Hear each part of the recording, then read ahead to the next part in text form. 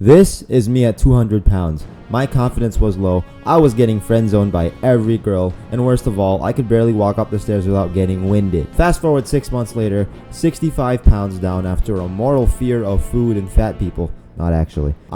In this video, I'm gonna outline everything I did wrong, everything I did right, my suggestions for you, and also a recipe that I ate every day to stay sane on this. Now, before you leave and say I look like a skinny sack of shit in my after photo, which I do, mind you, I did everything wrong to get to this point. This is after my first ever cut. Now, after doing everything right, I look like this. Pretty fucking good. Am I wrong or am I wrong? So as we're all aware by now, given the amount of times I've said it in my intros, I started my journey at 200 pounds. I had moved into Michigan State University, living in a dorm hall with a dining hall that was just upstairs, open till midnight, and I took full advantage of that. You know how they say people gain the freshman 15? Well, I gained the fucking freshman 50. Every night I was having pizza and pasta and ice cream and anything you could imagine. Right at midnight after studying engineering. And I came home from college one day and my mom was like, Mijan, you're getting kind of fat. And I was like, fuck you, Mom, you're fat. She's not actually fat, for the record. I was just mad. I was living in denial for so long. And it took me until January of 2020. I stepped in the scale, I weighed myself, and I was like, fuck, I'm 202 pounds. And then it took me a year to realize that I needed to change. And so I did what any other person did when they first began their weight loss journey, and that was look up fastest ways to lose weight. And then I stumbled across two things: the carnivore diet and the keto diet. So I started my weight loss journey on the carnivore diet. After about a week and a half, I got tired of eating steak and chicken every day, and I decided I wanted to live life on the wild side a little bit. And so I did keto instead, because I wanted some carbs, because I was having dreams about eating donuts and pizza. So I did carnivore and keto for about 2 weeks, and while I did lose 10 pounds in that 2 weeks, two things were way wrong and two things did not feel right. For one, my diarrhea was so explosive. Like, there were times where you couldn't tell whether I was taking a dump or there was the second coming of Hiroshima in my bathroom. And then also, I just didn't feel good, and that was because I was restricting myself of one whole macronutrient that you use for energy, and I'll get to that later. And so that prompted more Google searching, how to lose weight without feeling like shit, etc, etc. And then I stumbled across two more things that kind of go hand in hand. One was the anabolic diet, and the second was counting my calories.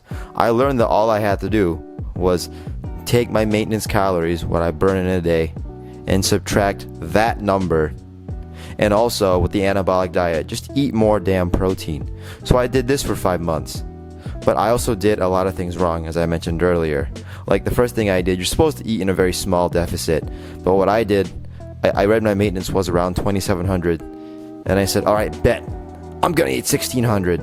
So I lost weight really fast, to the point where I lost weight at the clip of 60 pounds in the next 4 months, which is extremely fast.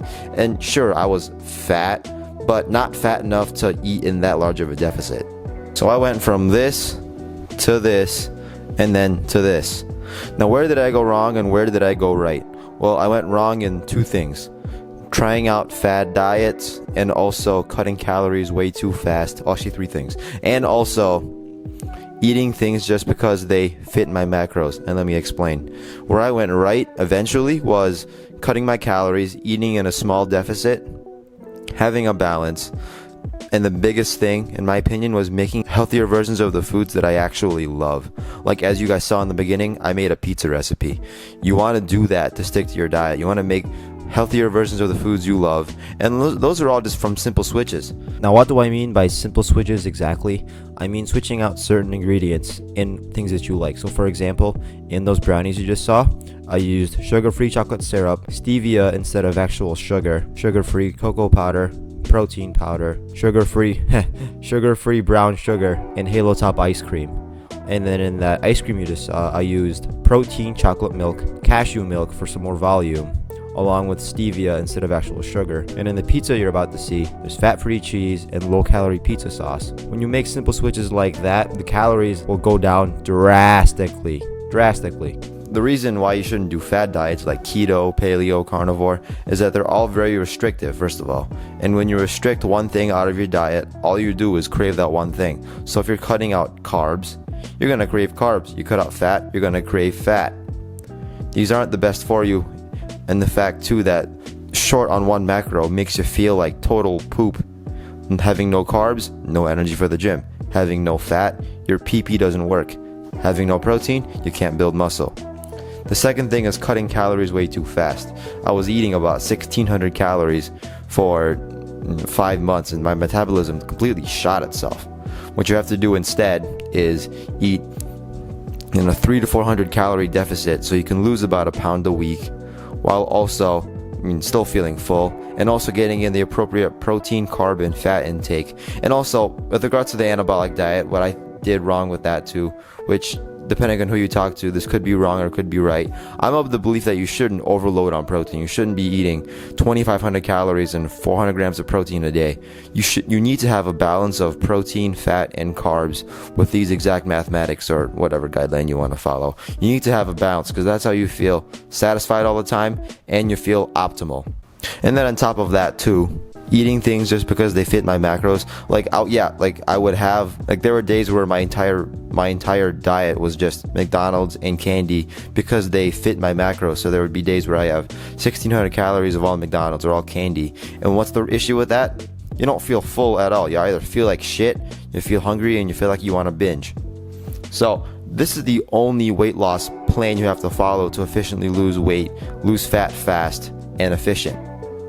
Eat in a small caloric deficit, around 300 to 400 calories. Get in 1 gram per pound of body weight in protein, at least 50 grams of fat, and fill the rest with carbs. Train in the gym, as in get stronger on compounds and isolations. And also, make good versions of the foods that you love. So if you really like French toast, make healthier French toast. If you like pizza, make a healthier pizza.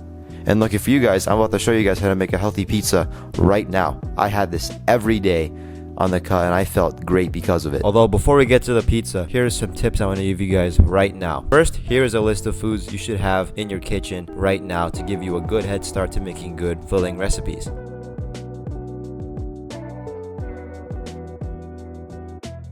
My second tip is to drink coffee, specifically black coffee, or as I like to call it, liquid discipline. Why? For 2 reasons. Black coffee is 0 calories and caffeine blunts your appetite. So the more of this you have, the less hungry you'll be. Plus, liquid discipline is fucking amazing. Once you go black, you never go back.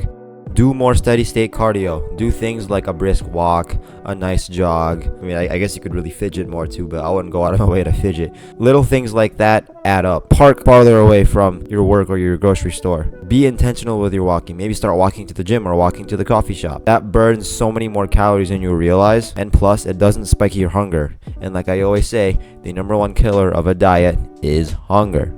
Take advantage of 0 calorie drinks like water, diet soda, and also liquid discipline, aka black coffee, because these will also blunt your appetite because your stomach feels more full, and the carbonation in diet soda also for some reason makes you feel more full. Plus they have caffeine, which also is an appetite suppressant. Do not be afraid of diet soda. It's got 0 calories. You can drink as much as you want and you won't get cancer unless you have like 60 cans a day, but at that rate you die of water poisoning first. Another one actually, and I got this from Will Tennyson, so I'll credit Will Tennyson, is to overestimate how many calories you have on purpose, because I find that mentally, if I know I'm over my calories or I'm out of calories, I just won't be hungry. But if I know I have calories left, I'm just mentally going to be more hungry and find ways to fill those calories. Thanks, Will Tennyson. Also, if you find that you're not losing weight for 3 or 4 days straight, do not immediately drop your calories and do an insane amount of cardio. Don't start ripping the treadmill for 5 hours. Fluctuations in weigh-ins are going to happen regardless. You could be stressed, you could be anxious, too much sodium in one day, a lot of reasons why you could be not losing weight day to day. Take your weekly average of weigh-ins, and if you're going down by a consistent 1 pound a week, you are good, my friend. Alright, now it's pizza time. I will say this recipe is not mine, it's this guy's. Credit to this guy because this was a fucking goated recipe. So first, get flour and weigh out 70 grams in a bowl like this. And then to that flour mixture, add 12 grams of coconut flour like this. Now add 10 grams of yeast and start mixing it until it looks mixed like this. Now this might seem odd, but you want to add 175 grams of Greek yogurt. I was a tad off. Then also add in 75 grams of egg whites. Now mix it until it looks like our favorite substance, Now take a pizza pan that is at least 12 inches, just like I am, and spray it down with 0-calorie avocado oil, or any 0-calorie oil for that matter, but I like avocado oil. Now form your dough into a little dough ball like this, and I'm not very good at spraying it out, but what I would do is take a spoon, spin the dough while you're also spinning the pan itself until you get it to out to 12 inches, and it should look like this. Now, like we all did when we were in middle school, take out a measuring tape, and instead of our wieners, measure out your crust and make sure it is indeed 12 inches. Now I took 125 grams of pizza sauce, a lot of hot sauce, and then paprika, garlic and chili powder and red pepper, and made that into a red sauce. Next, mix up 56 grams of fat-free cheese, 28 grams of 2% cheese, make a cheese blend out of it, and spray it down with avocado oil so it doesn't get strawy and dry when it's in the oven. Now, the crust should look like this. Put all your toppings on there, your sauce on there, and give it one more spray of avocado oil just so nothing dries up. And after that, you've got this pizza, which turns out to be 560 calories and 48 grams of protein. Not bad. Anyways, thank y'all for watching. If you guys are at all interested, one of my dear best friends, Max, is currently launching Lucid Physique, where we are looking to transform people's lives and help coach you to lose body fat. You are given a personalized program where we focus on the 3 pillars of fat loss: your mind, your body, and your energy. If that sounds like something you want to do and you want to change your life and not be a fat sack of shit, the link will be in the description. Thank y'all.